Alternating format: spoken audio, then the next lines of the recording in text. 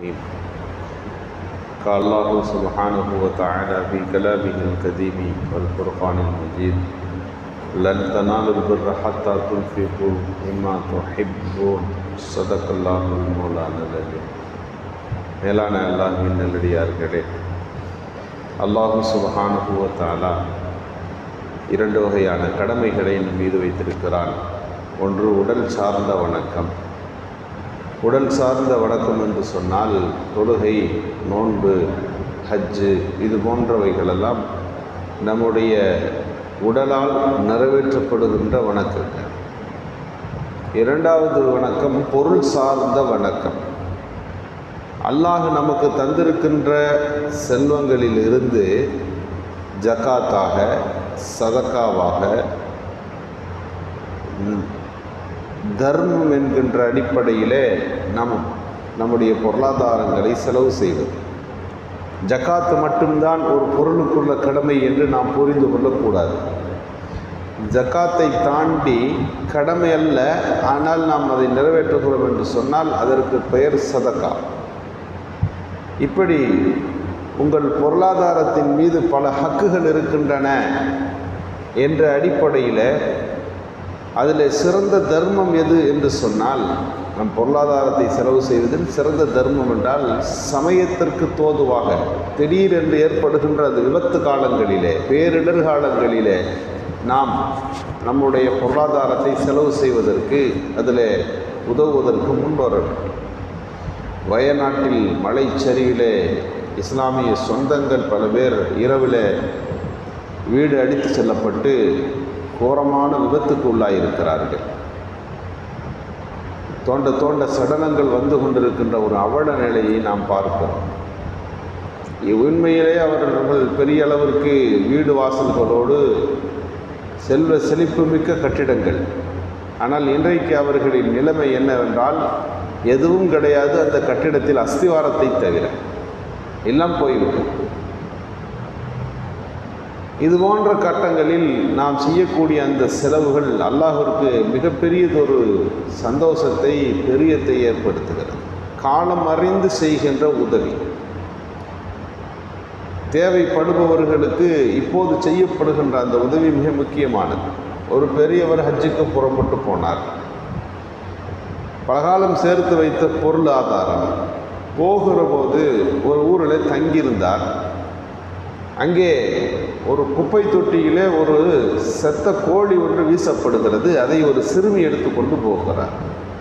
முஸ்லீம்கள் நிறைந்து வாழுகிற இந்த ஊரிலே ஒரு சிறுமி, இஸ்லாமிய சிறுமி இந்த கோழியை ஏன் எடுத்தார்?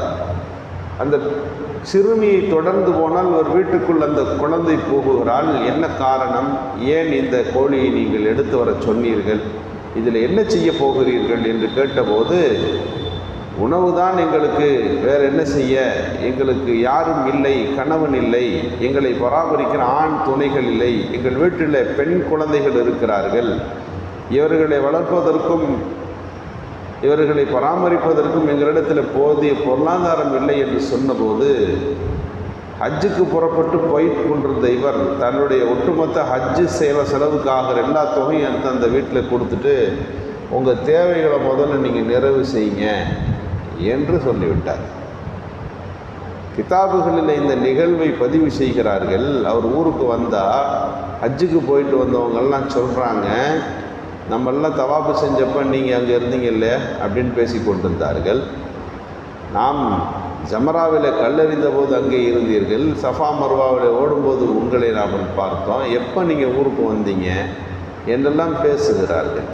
ஒன்றுமில்லை, இவர் உருவத்தில் இவருடைய ஹஜ்ஜை நிறைவேற்றுவதற்கு ஒரு மலக்கெல்லாம் அனுப்பிட்டான்.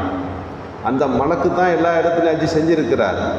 இவருடைய தர்மம் அது ஒரு மிகச்சிறந்த ஒரு மலக்கால் செய்யப்படுகிற ஹஜ்ஜாகவே பதிவு செய்யப்பட்டது என்பது இந்த வரலாறு சொல்லுகின்ற செய்தி. காலம் அறிந்து செய்கின்ற உதவி, பேரிடர் காலங்களில் செய்யப்படுகின்ற, தருணத்தில் செய்யப்படுகின்ற உதவி. மதீனாவில் வந்தால் தண்ணி இல்லாமல் இருக்காங்க சஹாபிகள்லாம், என்ன செய்கிறதுன்னு தெரியல. ஒரு கிணறு, நல்ல தண்ணி கிணறு வருது, ஆனால் யூதவர் வச்சுருக்கார். அது காசை ஒரு வாளிக்கு ₹1 1 திர்ஹம்னு விற்றுக்கிட்டு இருக்காரு. நபிகள் ஸல்லல்லாஹு அலைஹி வஸல்லம் சொன்னார்கள், அந்த கிணற்றை வாங்கி முஸ்லிம்களுக்காக வேண்டி யார் வக்ஃப் செய்கிறாரோ அவரை நான் சொர்க்கவாதி என்று அறிவிப்பேன் என்று சொன்ன உடனே நேராக ஹஜ்ரத் உஸ்மான் ரலியல்லாஹு அந்த யூதவர்கிட்ட போய் இந்த கிணத்துக்கு என்ன ரேட்டு சொல்கிறீங்கன்னு கேட்டார். அந்த கிணற்றை வாங்கி இஸ்லாமிய சமூகத்திற்கு அதை வக்ஃபு செய்தார்கள் என்று நாம் பார்க்கிறோம். அவர்கள் செய்த அந்த உதவி மதீனா நகரத்தில் தண்ணீர் தேவையை, நல்ல தண்ணீர் தேவையை நிறைவுபடுத்தியது என்று வரலாறு எழுதுகிறது. தருணத்தில் செய்கின்ற அந்த உதவிக்கு அல்லாஹு தாலா சிறந்த கூலிகளை வழங்குகிறான்.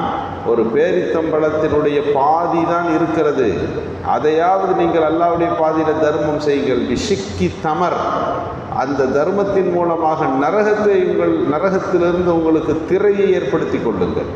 ஒரு மனிதனுக்கும் நரகத்திற்கும் திரை எது என்றால் தடுப்பு சுவர் எது என்று சொன்னால் வேறு ஒன்றும் இல்லை, அவர் செய்கிற